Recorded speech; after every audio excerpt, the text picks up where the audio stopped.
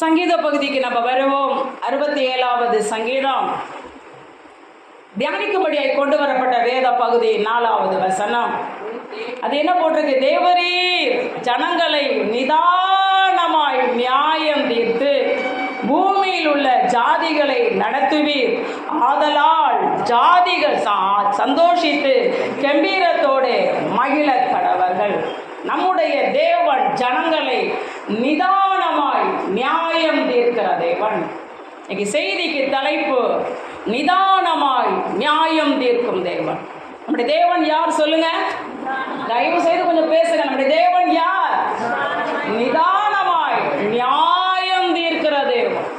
நிதானமா மனுஷன் மாதிரி எடுத்தோம் கவுத்தோம்லாம் அப்படி நியாயம் தீர்த்திட மாட்டாரு. மனுஷன் கண்ணால பாக்குறத வச்சு நியாயம் தீர்த்துருவான், காதால கேட்கறத வச்சு நியாயம் தீர்த்துருவான். அன்னைக்கு யோசேப்பு தப்பா பண்ணுனா போத்திபார் வீட்டில் யோசேப்பு தப்பு பண்ணானா, ஆனா கண்ணால பார்க்கும்போது அவ கையில என்ன இருக்கு? போத்திபார் மனைவி கையில என்ன இருக்கு? யோசேப்புடைய வஸ்திரம் இருக்கு. அதனால அதை வச்சு யோசேப்பை நியாயம் தீர்த்து எங்க போட்டுட்டாங்க? ஜெயில போட்டாங்க.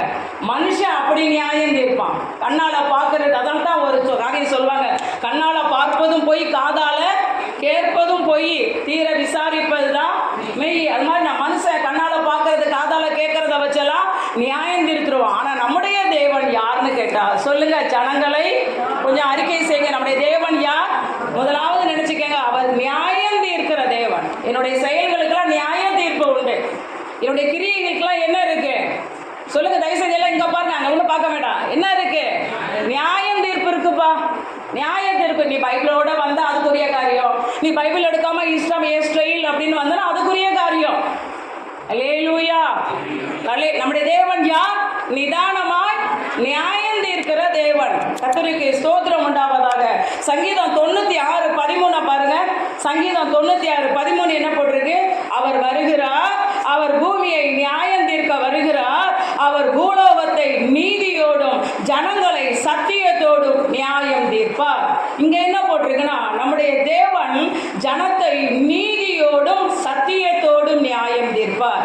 67 போட்டிருக்கு, தேவன் ஜனங்களை நிதானமாய் நியாயம் தீர்ப்பார்னு போட்டிருக்கு. 96:13 என்ன போட்டிருக்கு? நீதியோடும் சத்தியத்தோடும் நியாயம் தீர்ப்பார். இப்ப 3 சேர்த்து சொல்லுங்க, நம்முடைய தேவன் எப்படி நியாயம் தீர்ப்பாரு? கொஞ்சம் வாலிபர்கள்லாம் பேசுங்க. வருகைக்கு ஆயத்தம், வருகையில வர விரும்புறவங்க பேசுங்க. நம்முடைய தேவன் என்ன? கொஞ்சம் பேசு தம்பி. என்ன பேரு? நிதானமாய் நியாயம் தீர்ப்பார், நீதியாய் நியாயம் தீர்ப்பார், சத்தியத்தோடு நியாயம் தீர்ப்பார். அல்லேலூயா. புரிந்து கொள்ளுங்க, நம்முடைய தேவன் நியாயம் தீர்க்கிற தேவன். இதெல்லாம் சங்கீதக்காரன் உங்களுக்கு தெரிஞ்சிருக்குது. உங்களுக்கு தெரிஞ்சிருக்கா? உங்களுக்கு தெரியுமா? நீங்க நல்லது செஞ்சீங்கன்னா அதற்குரிய நியாய தீர்ப்பு, தீமை செஞ்சோம்னா அதற்குரிய. வேதம் சொல்லுது, ஆண்டவர் சொன்னாரு, மனுஷன் பேசுகிற வீணான வார்த்தைகள் யாவையும் குறித்து ஜட்ஜ்மெண்ட் நாள்ல என்ன செய்யணும்? கணக்கு கொடுக்கணும். புரிந்து கொள்ளுங்க. ஏதோ வாய் இருக்குன்னு கண்ணா பின்னான்னு பேசிட வேண்டாம்.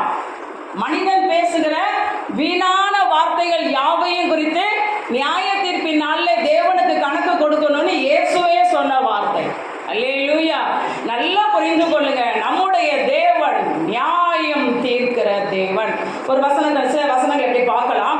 ஆதியாகம புஸ்தகம் 16ஆம் அதிகாரம் 5ஆம் வசனம் எடுத்துக்கொள்ளுங்க. ஆதியாகம 16:5 சாராய் ஆபிராமை பார்த்து சொல்றா. இன்னும் அவ சாராளா ஆபிரகாமா மாறல. அதுக்கு முன்னாடி ஒரு காரியத்தை சொல்றா. என்ன சொல்றான்னா, அப்பொழுது சாராய் ஆபிராமை நோக்கி, எனக்கு நேரிட்ட அநியாயம் உமது மேல் சுமரும், அவள் தான் கர்ப்பவதி ஆனதை கண்டு என்னை அற்பமாக எண்ணுகிறாள், கர்த்தர் எனக்கும் உமக்கும் நடுநின்று நியாயம் தீர்ப்பாராக. அப்ப சாராளுக்கு தெரிந்திருந்தது, நம்முடைய தேவன் நியாயம் தீர்க்கிற தேவன். கணவன்கிட்ட பேசுற அந்த வார்த்தை. ஏன்னா அந்த இடையில யார் வந்துட்டா? ஆகார் வந்துட்டா. இப்ப ஆகார் கன்சீவ் ஆயிட்டா ஆபிரகாம் மூலமா. அப்ப குழந்தை கன்சீவ் ஆயிட்டான்னு தெரிஞ்ச உடனே சாரால என்ன செய்யறா? அப்படியே அசட்டா பண்றா, அற்பமா நினைக்கிறா. அப்பதான் இப்ப சொல்ற வார்த்தை, ஆபிரகாமை பார்த்து, கணவனை பார்த்து மனைவி சொல்றா, நீர் எனக்கு நேரிட்ட அநியாயம் உமது மேல் சுமரும், கர்த்தர் எனக்கும் உமக்கும் நடுநின்று. உங்களுக்கு தெரியுமா? இதெல்லாம் உங்களுக்கு தெரிஞ்சிருக்கா? ஆண்டவர் கணவன் மனைவி ஆனாலும் யாரை வேதனைப்படுத்துறோமோ நியாயம் தீர்ப்பார். புரிந்து கொள்ளுங்க. யாரு பக்கம் நீதி இருக்கோ, யாரு பக்கம் சத்தியம் இருக்கோ, ஆண்டவர் நிதானமாய் நியாயம் தீர்ப்பார். அவர்கிட்ட யாரும் ஏமாத்த முடியாது. இங்க நாங்க உங்களை ஏமாத்தலாம், நீங்க எங்களை ஏமாத்தலாம். ஆனா ஆண்டவரை யாருமே என்ன செய்ய முடியாது, ஏமாத்தவே முடியாது. அவர் நிதானமாய் நியாயம் தீர்ப்பார், நீதியாய் நியாயம் தீர்ப்பார், சத்தியத்தோடு நியாயம் தீர்ப்பார். ஆமென். கர்த்தருக்கு ஸ்தோத்திரம். நம்ம இஷ்டம்தான். கர்த்தருக்கு ஸ்தோத்திரம். இன்னொரு வசனத்தை வாசிக்கலாம். நியாயாதிபதிகள் புஸ்தகம் 11ஆம் அதிகாரம் 27ஆம் வசனம். நியாயாதிபதிகள் 11:27 எப்தா சொல்றாரு. இருங்க, எப்தா சொல்றாரு, இப்ப இஸ்ரவேல் ஜனங்களுக்கு விரோதமா அம்மோன் புத்திரர் யுத்தம் பண்ண வராங்க. அப்ப எப்தா தான் லீடர். அப்ப எப்தா சொல்லி அனுப்புறாரு. எல்லாரும் எடுத்துக்கொள்ளுங்க. நியாயாதி பேஜ் நம்பர் மட்டும் சொல்லுப்பா. 319 எடுத்துக்கொள்ளுங்க. பழைய ஏற்பாட்டுல 319. இது நமக்கு தெரியணும். இது பைபிள் ஸ்டடி மாதிரியாவது போகட்டும், பரவாயில்ல. வருகையில் நீங்க யாரும் கைவிடப்பட கூடாது. அது ஒண்ணுதான் எங்களுடைய காரியமே. கர்த்தருக்கு ஸ்தோத்திரம். எப்தா சொல்றாரு 11:27 எடுத்துட்டீங்களா? நான் உமக்கு விரோதமாய் குற்றம் செய்யவில்லை, நீர் எல்லாரும் வாசிங்க. நீர் எனக்கு விரோதமாய் யுத்தம் பண்ணுகிறதுனால் நீர்தான் எனக்கு அநியாயம் செய்கிறீர். நியாயாதிபதியாகிய கர்த்தர் இன்று இஸ்ரவேல் புத்திரருக்கும் அம்மோன் புத்திரருக்கும் நடு நின்று நியாயம் தீர்க்க கடவர் என்று சொல்லி அனுப்பினார். அப்ப அவங்களுக்கெல்லாம் தெரிஞ்சிருந்தது நம்முடைய தேவன் நியாயம் தீர்க்கிறது. சொல்லுங்க, நம்ம தேவன் யாரு? எஸ், நிதானமா நியாயம் தீர்ப்பாரு. அன்னைக்கு நம்ம இல்லைன்னா ஆண்டவர்கிட்ட சொல்ல முடியாது. நம்ம ரெக்கார்டு ஓடும். இங்க பாரு, உன் பாஸ்டர் அம்மா சொல்லியிருக்க பாரு, எத்தனை தடவை என்ன எவ்வளோ இங்க பண்ணப்பட்ட பிரசங்கம் உங்க ஹார்ட்ல இருக்குதோ இல்லையோ, பரலோகத்துல ரெக்கார்டு. இந்த பாரு, உனக்கு பிரசங்கம் பண்ணப்பட்டிருக்கு, ரெக்கார்டு ஓடும். நம்ம செஞ்ச காரியம் எல்லாம் அப்படியே வீடியோவில் ஓடும் பரலோகத்துல. எத்தாக்கெல்லாம் தெரிந்திருந்தது, ஆபிரகாமுக்கெல்லாம் தெரிந்திருந்தது, சாராளுக்கெல்லாம் தெரிந்திருந்தது. யாக்கோபும் சொல்றார் ஒரு இடத்துல, ஆண்டவர் லாபான்ட்ட சொல்றார், உனக்கும் எனக்கும் நடு நின்று நியாயம் தீர்ப்பாரா. அப்ப அவங்களுக்கெல்லாம் தெரிஞ்சிருந்தது. உங்களுக்கு தெரியுமா, ஆண்டவர் நியாயம் தீர்க்கிற தேவன். என்ன சிஸ்டர், வாரத்துல ஒரு நாள் வரும் ஆசீர்வதிக்கிற தேவன் சொல்லி பார்த்தா நியாயம் எத்தனை நாள் தான் ஆசீர்வதிக்கிற தேவன். நம்ம சரியா நடந்தா ஆசீர்வதிப்பாருங்க. நம்ம சரியா நடந்த, கர்த்தருக்கு பயந்து சரியா நடந்தா நிச்சயமா ஆசீர்வதிப்பாரு. ஆசீர்வதிக்கிற தேவன் என்பதையும் நம்ம அறிந்து கொள்ளணும். நியாயம் இருக்கிற தேவன் என்பது ஆண்டவருக்கு ரெண்டு பக்கம் வாசிக்கலாம். ரோமர் 11:22 11:22 ரோமர் எடுங்க, எல்லாரும் எடுங்க. 11:22 பேஜ் நம்பர் சொல்லிட முடியுமா? இனிமே அதையும் எழுதி வச்சுக்கலான்னு பாக்குறேன். 219 ரோமர்ல பவுல் எழுதுறாரு. 11:22 என்ன போட்டிருக்கு? தேவனுடைய தயவையும் கண்டிப்பையும் பார். ஆண்டவருக்கு ரெண்டு பக்கம் இருக்கு. ஒரு பக்கம் தயவு, தயவுனா நன்மை. இன்னொரு பக்கம் என்ன செய்வாரு? கண்டிப்பா.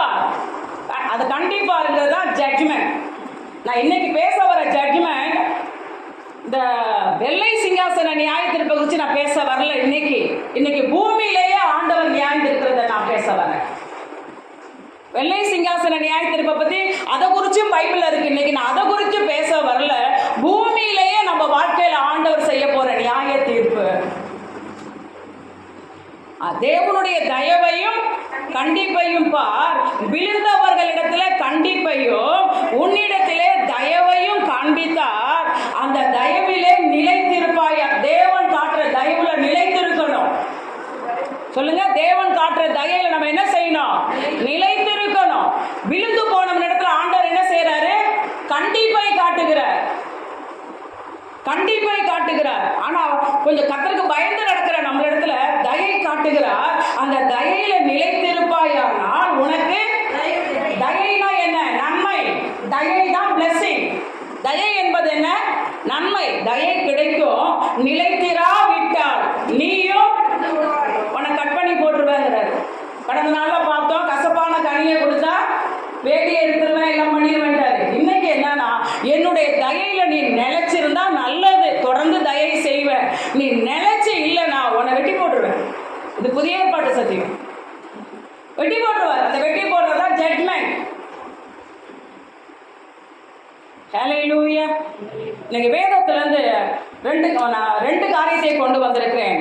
நிதானமாய் நியாயம் தீர்க்கும் தேவன். அது நான் இன்னைக்கு பேச வர்றது என்ன? பூமியில தேவன் செய்கிற நியாய தீர்ப்பு. எல்லை சிங்காசன நியாய தீர்ப்பு வேற. பூமியிலே நியாயம் தீர்ப்பு. ஆண்டவர் ஒரு தேவனுடைய பிள்ளைகளிடத்துல அவர் கொடுக்கிற ஒரு கொடுமையான நியாய தீர்ப்பு என்ன தெரியுங்களா? நம்ம தவறு செய்யும்போது நம்மளை ஆண்டவர் எச்சரிச்சுக்கிட்டே இருப்பார். நம்ம தவறு செய்யும்போது ஆண்டவர் என்ன செய்வார்? நம்மளை எச்சரிச்சுக்கிட்டே இருப்பார்.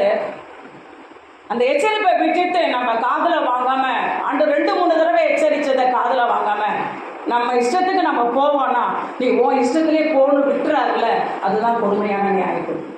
உன் போக்குக்கே போ, வரமாட்டல இந்த சர்ச்சைக்கு, உன் இஷ்டம் தானே. நான் எவ்வளவோ ஒன்றை சொல்லி பார்த்துட்டேன், ஞாயிற்றுக்கிழமை ஆராதனைக்கு வாங்க, நீ தொடர்ந்து வரமாட்டேங்கிறல்ல. எத்தனையோ தடவை ஒன்றை நான் பேசிட்டேன், சரியான நேரத்துக்கு ஆலயத்துக்கு போகணும்னு பேசிட்டேன். நீ சரியான நேரத்துக்கு ஆலயத்துக்கு வரமாட்டேங்கிற, நீ சரியான நேரத்துக்கு நீ ஞாயிற்றுக்கிழமைக்கு ஆலயத்துக்கே போக மாட்டேற. 2-3 தடவை எச்சரிப்பேன். அதுக்கப்புறம் உன் போக்கி கேட்கும், உன் இஷ்டம், நல்லா வா கேட்கணும். இது என்ன? அது பயங்கரமான கொடுமையான, சொல்லுங்க, கொடுமையான.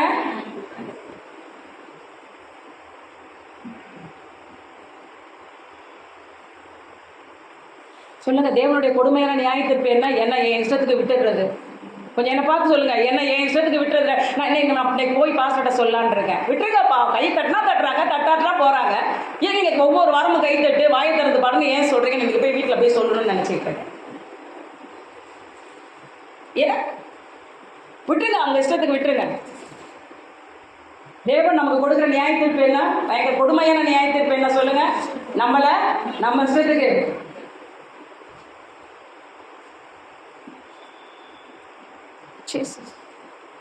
ஏடியே விட்டுட்டார் ஆண்டவர். தெரியுமா உங்களுக்கு? ஒரு நாள் ஏடியை கொண்டு பேசினாரு, இன்னொரு நாள் ஊழியர்களை சாமுவேலை கொண்டு பேசுறாரு.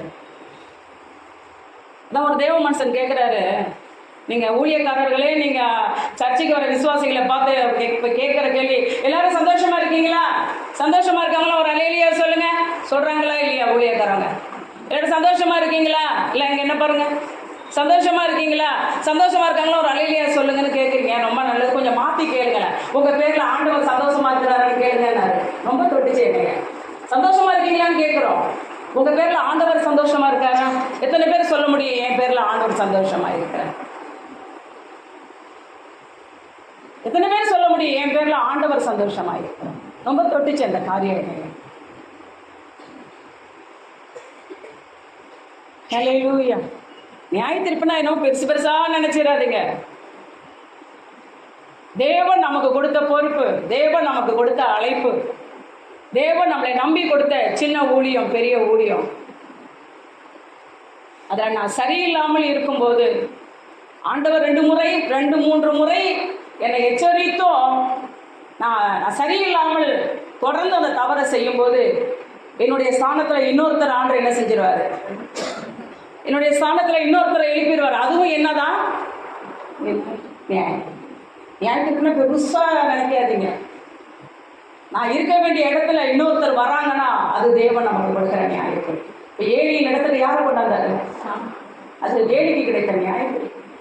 சவுலோட இடத்துல யாரை கொண்டு வந்தாரு? அது சவுலுக்கு கிடைத்த நியாய தீர்ப்பு. யூதாஸ் காரியோஸ் விசைந்த இடத்துல யாரை கொண்டு வந்தாரு? மத்தியா. அது யூதாஸுக்கு கிடைத்த சின்ன காரியம் பெரிய ஜட்ஜ்மெண்ட்டை கொண்டாந்துருச்சுல. நம்ம செய்யற சின்ன தவறு பூமியிலேயே தேவன் பெரிய ஜட்ஜ்மெண்ட்டை கொண்டு வந்தார். தாங்கவே முடியாது. ஹல்லேலூயா. இன்னைக்கு ஒரு 2 காரியத்தை வேதத்திலிருந்து தியானிக்க போறோம். Oh hallelujah. Ahab, Naboth. என்ன தியானிக்க போறோம்? Ahab, Naboth. இது என்னன்னா, ஆகாப் என்பவர் இஸ்ரவேலின் ராஜா. ஆகாப் யாரு? இஸ்ரவேலின் ராஜா. நாபோத் என்பது சாதாரண ஒரு பிரஜை. சாதாரண ஒரு பிரஜை. 2 பேருமே தேவனால் தெரிந்து கொள்ளப்பட்டவர்கள். 2 பேருமே தேவனை அறிந்தவர்கள். 2 பேருக்குமே ஆண்டவரை பத்தி நல்லா தெரியும். ஆகாப் உபவாசம் இருந்து ஜெபித்தாருன்னு பைபிள்ல போட்டிருக்கா? கொஞ்சம் பண்டையெல்லாம் ஆட்டுக்கு தெரிஞ்சா போட்டிருக்க. அப்ப ஆண்டவர் தெரிஞ்சிருக்கு. ஆகாபுக்கும் தெரியும் கர்த்தரை குறிச்சு, நாபோத்துக்கும் தெரியும். நாபோத் யாரு? கொஞ்சம் எல்லாரும் பேசுங்க, கொஞ்சம் பைபிள் ஸ்டடியாவே இருக்கட்டும், கொஞ்சம் பேசுங்க. நாபோத் யாரு? சாதாரண ஒரு பிரஜை, ஒரு எளியவன். ஆகாப் யாரு? இஸ்ரவேலின் ராஜா. இப்ப என்ன நடந்தது சம்பவம் வாசிக்கலாம். 1 ராஜாக்கள் 21ஆம் அதிகாரம். தயவு செய்து செய்தியை நல்லா கவனிங்க. 1 ராஜாக்கள் 21ல் 1 சில வசனங்கள். எஸ்ரயேலனாகிய நாபோத். நாபோத் இஸ்ரவேல்ல இருந்த இடம் எது? எஸ்ரயேல். எஸ்ரயேல் என்கிற பட்டணத்துல இவர் இருக்கிறாரு. எஸ்ரயேலனாகிய நாபோத் எஸ்ரயேலிலே சமாரியாவின் ராஜாவாகிய ஆகாபுடைய அரண்மனை அண்டையில் அவருக்கு ஒரு திராட்சை தோட்டம் இருந்தது. என்னவா? கொஞ்சம் எல்லாரும் பேசுங்க. இந்த நாபோத்துக்கு ஒரு திராட்சை தோட்டம் இருந்தது. அந்த திராட்சை தோட்டம் எங்க இருந்தது? ராஜாவுடைய அரண்மனைக்கு அருகில் இருந்தது. நல்லா புரிந்து கொள்ளுங்க. திராட்சை தோட்டம் என்றாலே விலையேற பெற்றது. திராட்சை தோட்டம்னால என்னது? திராட்சை பழம் எல்லா இடத்துலயும் செடி வந்துடாது, கொடி வந்துடாது, முடியாது. திராட்சை தோட்டம்னால விலையேற பெற்றது. திராட்சை தோட்டம் என்றாலே ஆவிக்குரிய ஜீவியம். சொல்லுங்க, திராட்சை தோட்டம்னா என்ன? உங்க ரட்சிப்பு திராட்சை தோட்டம். நீங்க வருகிற சபை திராட்சை தோட்டம். நீங்க பெற்ற அபிஷேகம் திராட்சை தோட்டம். தேவன் உங்களை நம்பி சபையில கொடுத்திருக்கிற பொறுப்பு திராட்சை தோட்டம். உங்க பேரு பரலோகத்துல எழுதி இருக்கிறது திராட்சை தோட்டம். நீங்க வருகையில காணப்படுறது திராட்சை தோட்டம். அப்ப நமக்கு என்ன இருக்கு? பூமியில திராட்சை தோட்டம் இருக்கு. திராட்சை தோட்டங்கிறது என்ன? சொல்லுங்க. என்னுடைய ஆவிக்குரிய உங்க ஜெபம் என்பது ஒரு திராட்சை தோட்டம். உங்க வேத வாசிப்பு என்பது ஒரு திராட்சை தோட்டம். தேவனுக்கு பயப்படுற பயம், உபவாசம், இதெல்லாம் என்னது? நம்ம ஆண்டவருக்கு கொடுக்கிறது. இது எல்லாமே என்னது? திராட்சை தோட்டம். ஆவிக்குரிய காரியம். நம்ம ஆவிக்குரிய காரியம் விலையேற பெற்றது. ரட்சிப்பு விலையேற பெற்றது. என் பேரு பரலோகத்துல இருக்கு என்பது விலையேற பெற்றது. நான் தேவனால் அபிஷேகம் பண்ணப்பட்டவன் அப்படி என்பது விலையேற பெற்றது. அப்ப விலையேற பெற்றதை கவனமா காத்துக்கொள்ளணும். வைர நகையெல்லாம் எப்படி வைக்கிறோம்? கவனமா. கோல்ட ரோடு கோல்ட தூக்கி போட்டுருவோம். கோல்ட ரொம்ப கவனமா. ஒரு லேண்ட் பத்திரம் எப்படி வைப்போம்? சொல்லுங்க. ஒரு லேண்ட் பத்திரத்தை எப்படி வைக்கிறோம்? கவனமா. அப்ப உங்க ரட்சிப்பை, விலையேற பெற்ற ரட்சிப்பை கவனமாய் காத்துக்கொள்ளணும். என்ன பெரிய ரட்சிப்பு, என்ன பெரிய ஜெபம், என்ன பெரிய ஆலயம், என்ன பெரிய ஊழியக்காரங்க, என்ன பெரிய அபிஷேகம், என்ன சபையில கொடுக்கப்பட்ட ஒரு பெரிய பொறுப்பு. என்ன கேமராக்கு முன்னாடி நிற்கிறேன், என்ன கம்ப்யூட்டரை இயக்குறேன் அப்படின்னு அதெல்லாம் ரொம்ப அலட்சியமாய் நினைச்சிங்கன்னா நாள் வரும் ஆண்டவர் நம்மளை அலட்சியம் பண்ணி போயிட்டே இருப்பார். அதுதான் நமக்கு கிடைக்கிற நியாயம். ஆண்டவர் நம்மளை அலட்சியம் பண்றது நியாயத்தை. இன்னைக்கு நம்ம ஆண்டவர் அலட்சியம் பண்ணிட்டு, ஞாயிற்றுக்கிழமை ஆராதனைய அலட்சியம் பண்ணிட்டு, கையில கொடுக்கப்பட்ட சபையில கொடுக்கப்பட்ட பொறுப்பை அலட்சியம் பண்ணி தூக்கி எறியணும்னா தேவன் நம்மளை அலட்சியம் பண்றாரு பாருங்க. அதுதான் பூமியில நமக்கு கிடைக்கிற ரிஜெக்ஷன். ஆண்டவர் நிதானமாய் நியாயம் தீர்ப்பார், நீதியாய் நியாயம் தீர்ப்பார், சத்தியத்தோடு நியாயம் தீர்ப்பார். ஆமென்.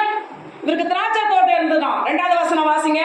ஆகாப் நாபோத்தோட பேசி, ஓ திராட்சை தோட்டம் என் வீட்டிற்கு அடுத்து இருக்கிறபடியால் அதை கீரை கொள்ளை ஆக்கும்படி எனக்கு கொடு. அதை பார்க்கிலும் நல்ல, உனக்கு இந்த சபையை விட்டா வேற சபை நல்ல சபை இருக்கு. ஆகாப் பிசாசுக்கு நிழலாட்டம். ஆகாப் பிசாசுக்கு நிழலாட்டம். திராட்சை தோட்டம் ஆவிக்குரிய ஜீவியத்துக்கு நிழலாட்டம். சொல்றான், அதுக்கு பதிலா உனக்கு வேற தருவையா, வேற நீ வாங்கிக்கலாம்ல, வேற நீ வாங்கிக்கலாம்ல, அதுக்கு பதிலா உனக்கு வேற தருவேன், அல்லது உனக்கு வேண்டுமானால் அதன் விலை கிரயத்தை தருவேன் என்றான். நல்லா புரிந்து கொள்ளுங்க.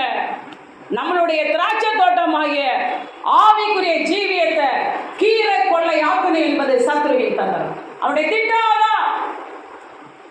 உன் ஜபத்தை கீரை கொள்ளையாக்கிடணும், உன் ரட்சிப்பை கீரை கொள்ளையாக்கிடணும். ஜீசஸ் உன் அபிஷேகத்தை ஒண்ணு இல்லாம ஆக்கிடணும். தேவன் கையில கொடுத்த பொறுப்பை ஒண்ணு இல்லாம ஆக்கணும்னு அவன் துடிக்கிறான். புரிந்து கொள்ளுங்க. இன்னைக்கு அநேகருடைய ஆவிக்குரிய ஜீவியத்தை கீரை கொள்ளை ஆக்கிட்டான். தெரியுமா உங்களுக்கு? வேற திராட்சை தோட்டத்தை வேற இடத்துக்கு கொண்டு போயிட்டான், வேற இடத்துக்கு கொண்டு போயிட்டான்.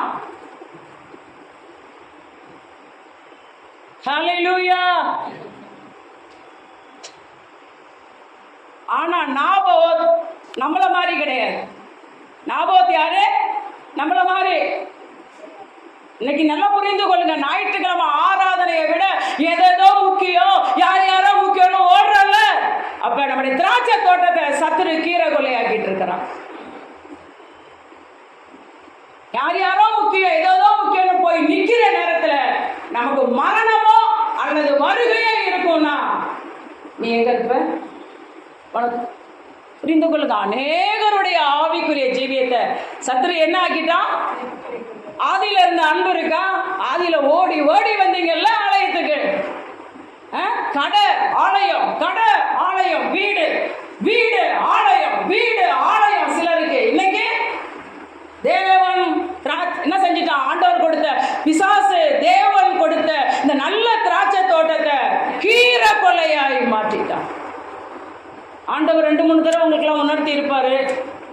நீங்க தலையை அசைச்சிருக்க மாட்டிருப்பீங்க. விட்டுட்டாரு. உன் இஷ்டத்துக்கு போப்பா, உன் இஷ்டம், இஷ்டம்னா போ, இஷ்டம்னா போ. இந்த இஷ்டம்னா சிலர்லாம் வராங்க பார்த்தீங்களா ஞாயிற்றுக்கிழமை ஆராதனைக்கு, அதெல்லாம் கீரை கொள்ளை ஆக்கிட்டான். திராட்சை தோட்டத்தை என்ன ஆக்கிட்டான்? என்ன ஆக்கிட்டான்? இந்த ரெகுலர் ப்ரேயர் டைத்தெல்லாம் நிப்பாட்டி இருக்கீங்களா, கீரை கொள்ளை ஆக்கிட்டு இருக்கிறான். இந்த வாரத்துக்கு 2 நாள் உபவாசம் பண்றதெல்லாம் நிப்பாட்டிக்கிட்டே இருக்கீங்களா, அதெல்லாம் என்ன ஆகிட்டு இருக்கு சொல்லுங்க? திராட்சை தோட்டம் கீரை கொள்ளைய மாறிட்டு இருக்கு. கீரை கொள்ளைய மாறின நேரத்துல மரணமோ இயேசுவோ வந்தாருன்னா கீரை கொள்ளை எங்க இருக்கணுமோ அங்க போயிட வேண்டியதான், அங்க போயிட வேண்டியதான். ஆண்டவர் நிதானமாயினார். எடுத்தோம் கவுத்தோன்னு இல்லை. அவர் சொல்ற, நான் மனுஷன் அல்ல. நான் யாரு? நான் மனுஷன் அல்ல, தேவன். நான் நிதானமா நியாயம் தீர்ப்பேன். நாபோத் சொன்னான் பாருங்க. நாபோத் ஆகாபை நோக்கி, நான் என் பிதாக்களின் சுதந்திரத்தை உமக்கு கொடாதபடி கர்த்தர் என்னை காப்பாராக. இது எனக்கு ஆண்டவர் பிதா, அவருக்கு பிதா, நமக்கு நம்முடைய தேவன் கொடுத்த பிளஸிங், ரட்சிப்பு. இதை நான் கீரை கொள்ளை ஆக்காதபடிக்கு, இதை பிசாசின் கையில போட்டு விடாதபடிக்கு கர்த்தர் என்னை காப்பாராக. பாத்தீங்களா? இன்னைக்கு எத்தனை பேருக்கு இந்த வைராகியம் இருக்கு?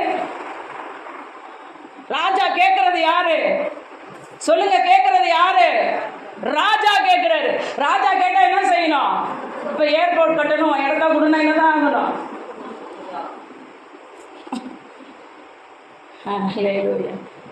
எதை கேட்டாலும் கொடுத்துருங்க. ஆவிக்குரிய ஜீவியத்தை மட்டும் கொடுக்காதீங்க. உங்க ஆவிக்குரிய ஜீவியத்துக்கு, அந்த ஆவிக்குரிய ஜீவி என்கிற திராட்சை தோட்டத்துக்கு யார் விலை பேசினாலும் நீங்க சொல்ல வேண்டிய பதில், என் ஆவிக்குரிய ஜீவியத்தை மட்டும் நீ தொடவே கூடாது.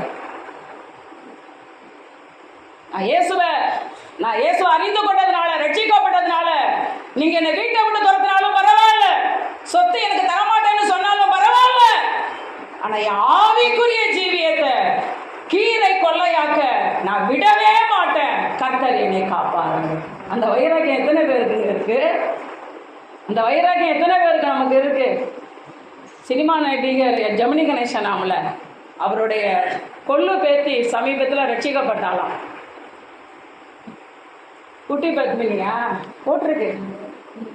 அப்பா சொல்லிட்ட, பிராமினா என்ன ஏசு, வெளியில போ. வெளியில வந்துட்டாலாம். வெளில வந்துட்டான். அவங்க பெரியம்மா ரட்சிக்கப்பட்டிருக்காங்களாம். வெளில வந்துட்டான். 17 வயது 18 வயது. எனக்கு யார் முக்கியம்? பிராமண அப்பா, பிராமண அம்மா, பிராமண குடும்பத்தில் பொண்ணவன். ஜெமினி கணேசனுடைய கொள்ளு பேத்தி வந்துட்டா வெளியில. அல்லேலூயா. இன்னைக்கு உங்களுக்கெல்லாம் விடுதலை இருக்கு. விடுதலையோட சர்ச்சைக்கு நான் வர்றது, கையில பைபிள் இல்லாம வர்றது, பைபிளை விரிச்சு படிக்கிறது கிடையாது, பிரசங்கத்தை கேட்கறது கிடையாது, வாய் திறந்து பாட்டு பாடுறது கிடையாது. இல்ல, எது முக்கியம்? திராட்சை தோட்டமா? சொன்னா பாத்தீங்களா? நாபோ சாதாரண ஒரு எளிமையான பிரஜை, கேட்கிறது ராஜா. ஐயோ நம்ம கேட்கறோம்னா கொன்றுவானே, ஐயோ எதுவும் பண்ணிடுவானே, பயந்து போய் சரிங்க ராஜா எடுத்துக்கங்க ராஜா, எனக்கு வேற ஒரு இடத்துல திராட்சை தோட்டம் வாங்கி கொடுங்க ராஜா, இல்லைன்னா பணத்தை கொடுங்க ராஜா, ஏதாவது பதில் சொன்னானா? இது என் பிதாக்களின் சுதந்திரம். ரட்சிப்பு என்பது பரலோகத்தில் இருந்து வந்தது. 800 கோடி மக்கள் வேர்ல்ட்ல இருக்கிறோம். 140 கோடி ஜனங்கள் இந்தியாவில் இருக்கிறோம். 2 லட்சத்துக்கு மேலான ஜனங்கள் நம்ம தாலுகாவில் இருக்கிறோம். எத்தனை பேருக்கு ஆண்டு ரட்சித்து இருக்கிறாரு? எத்தனை பேர் ஆண்டு ரட்சித்து இருக்கிறாரு? ஆர்ப்பம் சொற்பம். ரட்சிப்பு விலையேறப்பட்டதுன்னு தெரியாததுனாலதான் சரி இந்த வாரம் போகாட்டி என்ன, அடுத்த வாரம் பார்த்துக்கலாம், சரி இன்னைக்கு ஜெபிக்காட்டி என்ன, நாளைக்கு பார்த்துக்கலாம், இன்னைக்கு இல்லாட்டி என்ன நாளைக்கு பார்த்துக்கலாம்னு சொல்ற நேரத்துல உங்களுக்கு மரணமோ ஜீசஸ் வருகையே இருக்கும்னா உங்க ஆத்துமா போகிற இடம் எது? சொல்றாரு பாத்தீங்களா, இது என் பிதாக்களின் சுதந்திரம். அப்ப ரட்சிப்பு எல்லாருக்கும் இல்ல, கிருபையாய் ஆண்டவர் நம்மளை ரட்சித்து இருக்கிறார். அப்ப இந்த ரட்சிப்பை காத்துக்கொள்ள வேண்டியது என்பது என் மேல் விழுந்த கடமை. நான் ஞாயிற்றுக்கிழமை ஆராதனைக்கு போகணும் என்பது என் மேல் விழுந்த பயங்கரமான கடமை. அது சபை கூடி வருவதை சிலர் விட்டு விடுகிறது போல விட்டு விடாதீர்கள்.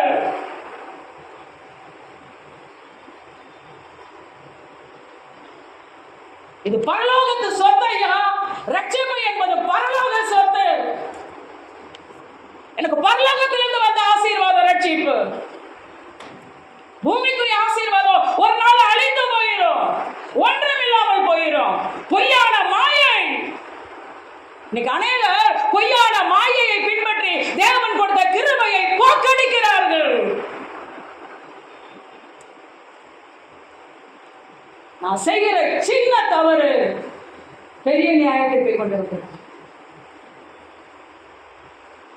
சொன்னா பாத்தீங்களா, நாபோத் மாதிரி வாழணும். இப்ப சத்தீஸ்கர்ல பாத்தீங்களா, ஓடியா போயிட்டாங்க. மார்ச் 1ஆம் தேதி ஆலயங்கள் இடிக்கப்படும், ஊழியர்கள் கொலை செய்யப்படுவார்கள், இந்த சபைக்கு போகிற பெண்களை நிர்வாணமாக்குவோன்னு சொன்னதுனால மக்கள் இயேசுவை விட்டுட்டாங்க, ஓடி போயிட்டாங்களா? ஏன்னா புரிஞ்சு இருக்கணும், ஆவிக்குரிய ஆசீர்வாதம் விலையேற பெற்றது. இதை நான் நான் கீரை கொலையா மாற்றிருக்கிறேன்.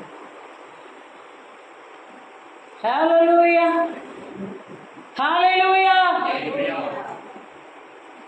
இது என் பிதாக்களின் சுதந்திரம், அதை உமக்கு கொடாதபடி கர்த்தர் காப்பாராக. உடனே இவனுக்கு கோபம் வந்துச்சு. என்ன வந்துச்சு? அடுத்த வசனத்துல சலிப்போ சினமும் வந்து தான் வீட்டிற்கு போய் சாப்பிடாம கட்டுல அப்படியே திரும்பி படுத்துக்கிட்டானா. நான் கேட்கிறேன், ராஜாவே உனக்கு இந்த திராட்சை தோட்டத்தை விட்டா வேற இடமே இல்லை?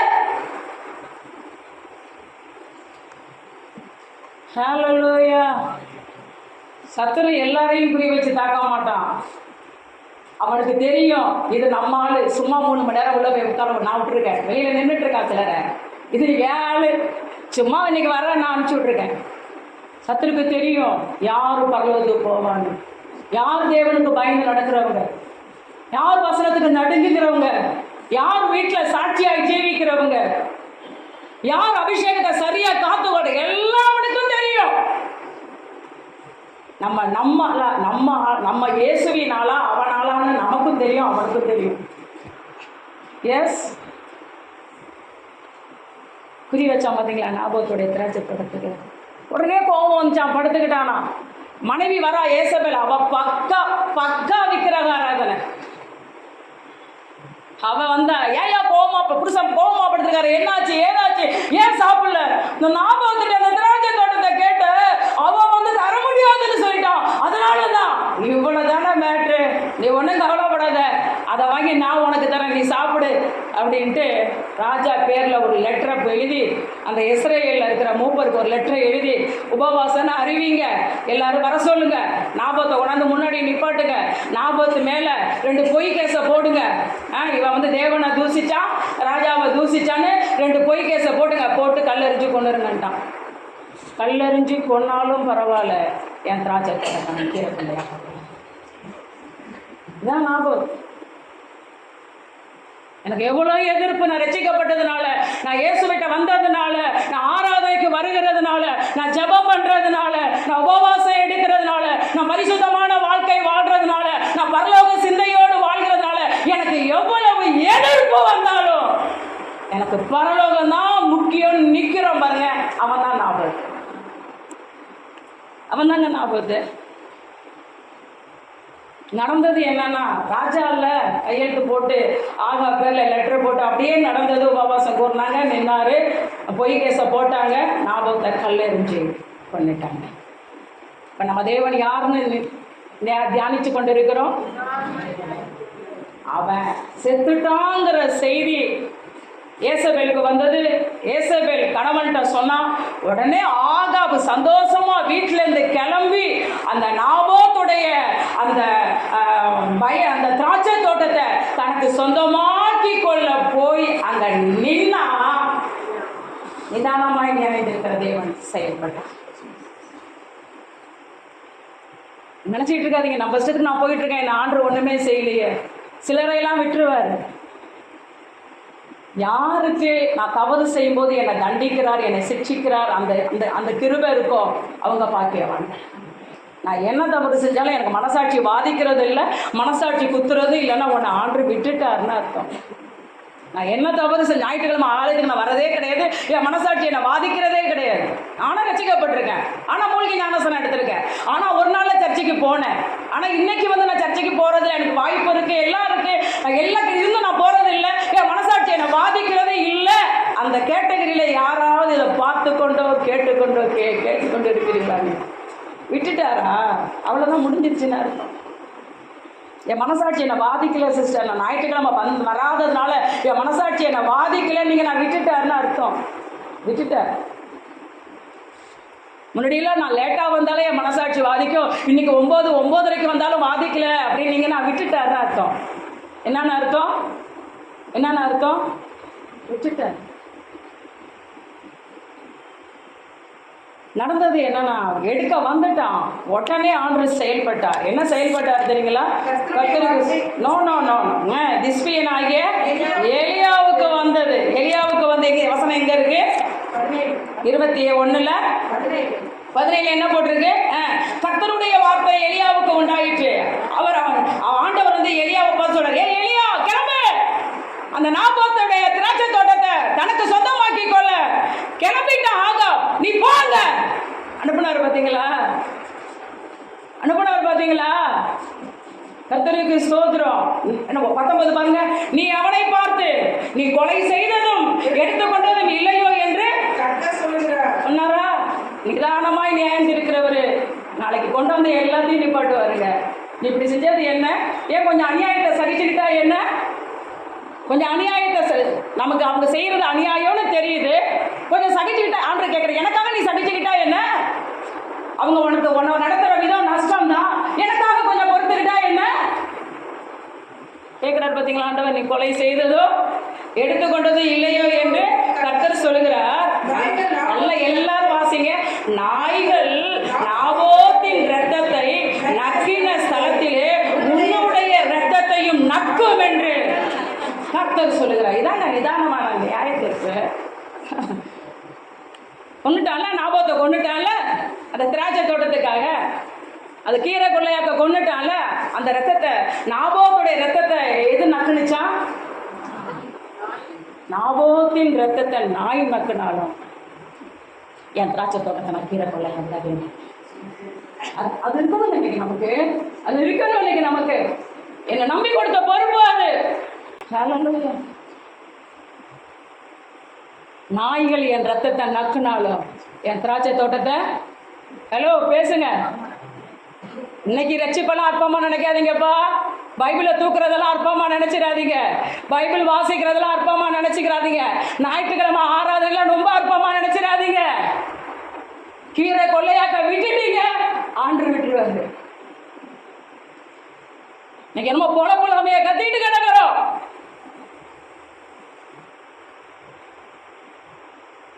நான் 2 காரியம் எடுத்த ஒன்னே போதும்.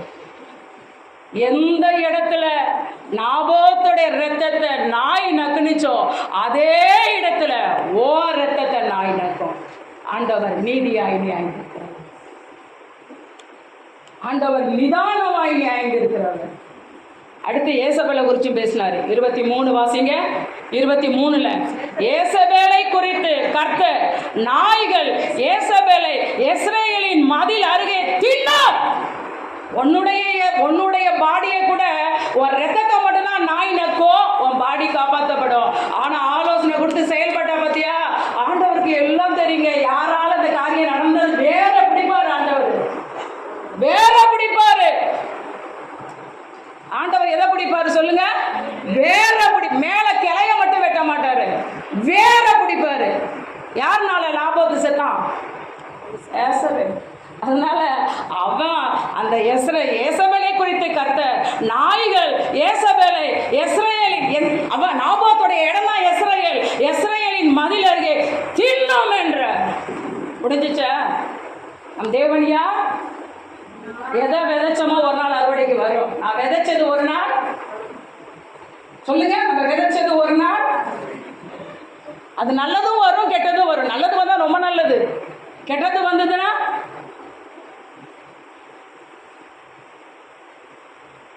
ஹல்லேலூயா. நடந்தது என்ன தெரியுமா?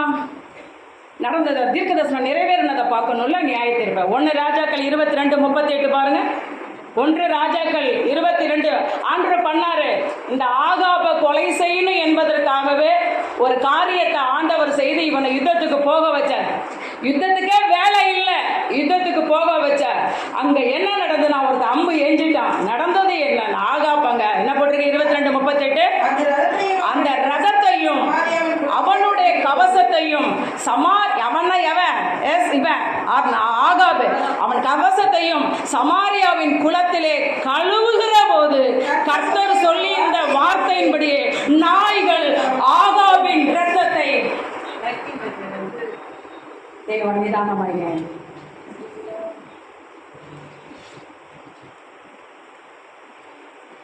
நாபோத்தின் இரத்தத்தை நாய்கள் நக்குனது. நாபோத் ரத்தம் சிந்த காரணமாயிருந்த ஆகாபின் இரத்தத்தை நாய்கள் நக்குனது.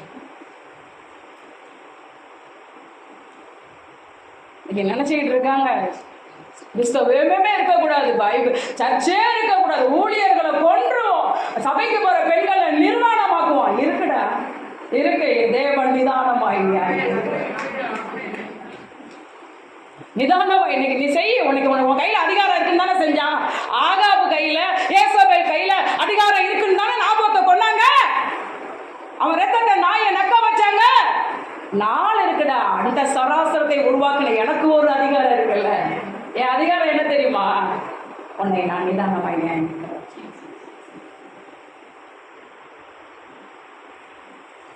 இப்ப ஏசபேலை குறித்து சொன்னது நடக்கணும்ல. 2 ராஜாக்கள் 9 35, 36, 37 அவர்கள் அவளை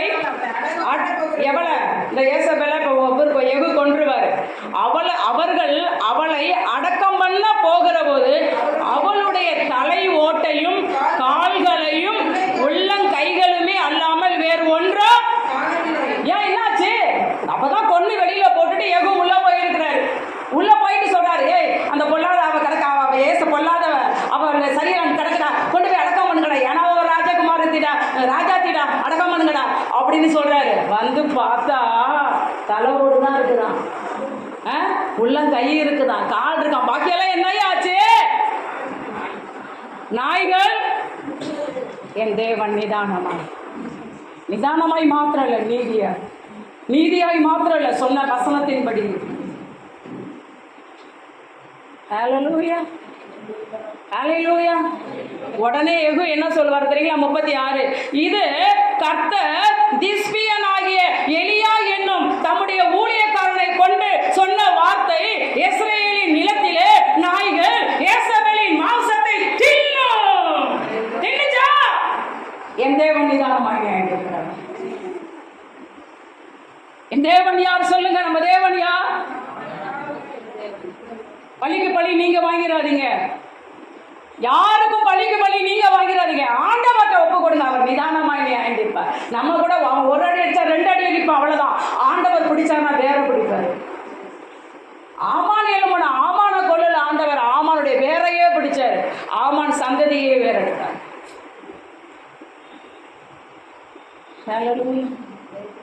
37 வாசிங்க. இன்னது ஏசபேல் என்று, இது ஏசபேல் சொல்லக்கூடாத அளவுக்கு ராஜாத்திய நாய்கள் தின்னது, அடையாளம் தெரியாமாக்குனார். இன்னது ஏசபேல் என்று சொல்லக்கூடாதபடி ஏசபேலின் பிரேதம் இஸ்ரவேலின் நிலத்திலே வயல்வெளியின் மேல் போடும் எருவை போல் ஆகும் என்று சொன்னாரே. சொன்னது நடந்ததா? கண்களை மூடு. என் தேவன் நிதானமாக அவனாங்க. நம்மலாம் இன்னைக்கெல்லாம் ஊழியக்காரர்களுக்கு விரோதமாக பேசுறது, சபைக்கு விரோதமாக பேசுறது. நான் இந்த 2 காரியம் சொல்ல விரும்புகிறேன். ஒன்று, யாருடைய திராட்சை தோட்டத்தை நீ கீரை கொள்ளையாக்கிறார. என்ன பிள்ளை பெரிய பொறுப்பை விட்டுட்டு வாப்புல, நம்ம பார்த்துக்கலாம். என்ன சின்ன என்ன கேமராக்கு முன்னாடி நிற்கிறது தானே, வந்துட்டு பார்த்துக்கலாம். என்ன பெரிய கம்ப்யூட்டரில் நிற்கிற, வந்துருக்குள்ள பார்த்துக்கலாம். என்ன பெரிய பாடகம் ஒன்றா 20 நிமிஷம் பாட்டு பாடுறேன், அதனால அப்பல விட்டுட்டு வாப்புல பார்த்துடலாம். உங்க திராட்சை தோட்டத்தை கீரை கொள்ளை ஆக்குனாலும் நியாய தீர்ப்பு உண்டு. மற்றவனுடைய திராட்சை தோட்டத்தை கீரை கொள்ளை ஆக்குனாலும் நமக்கு நியாய தீர்ப்பு உண்டு. வந்துரு பார்த்துக்கலாம். என்ன பெரிய, நமக்கு வேற சபை இருக்கு. வந்துரு, என்ன சின்ன பொறுப்பு தானே, வந்துரு.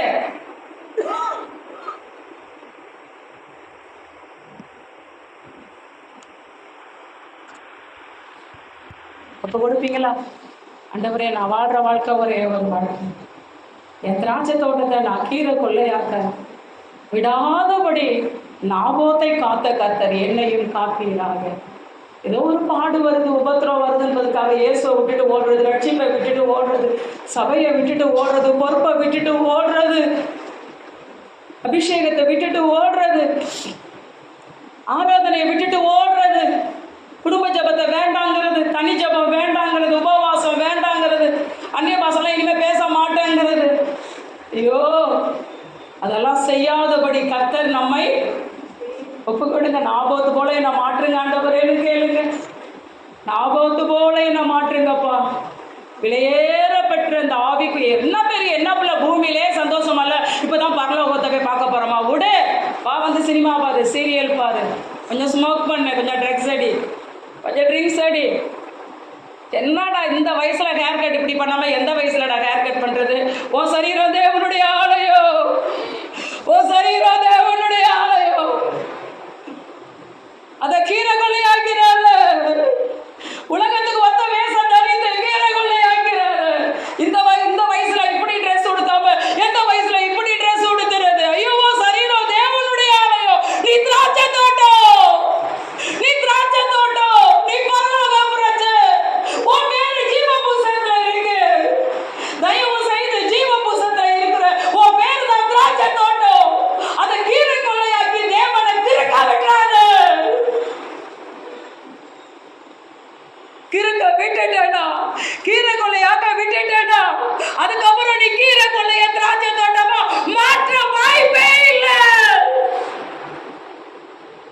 அதுக்கப்புறம் நீ விரும்பி ஆலயத்துக்கு வரணும்னு நினைக்கிறப்ப வாய்ப்பு இல்லாம போயிடும்.